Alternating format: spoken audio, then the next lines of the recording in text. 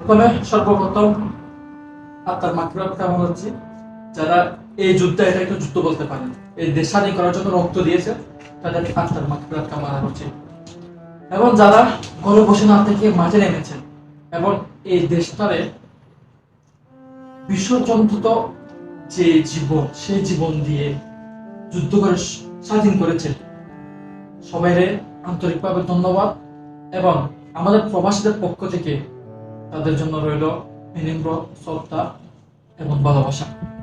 দেখতে পাচ্ছি আমার হাতে রেমিটেন্স, এই রেমিটেন্স এগুলা প্রায় 2-3 মাস যাবত আমি বাংলাদেশে নাসাইরা রেখে দিছি, শুধুমাত্র এই দিনটার অপেক্ষায়, যেদিন আমাদের বাংলার মানুষ স্বাধীনভাবে বাঁচতে পারবে, যেদিন আমাদের বাংলার মানুষ স্বাধীনভাবে কথা বলতে পারবে, সেই দিনের অপেক্ষায় আমি ছিলাম।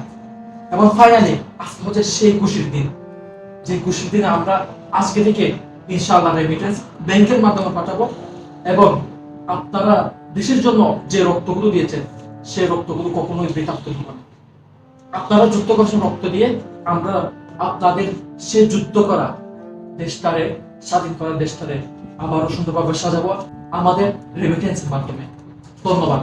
আবারও আমি পরিশেষে শ্রদ্ধার সাথে স্মরণ করছি যারা এই যুদ্ধে শহীদ হয়েছে, তাদের আত্মার মাগফিরাত কামনা করছি।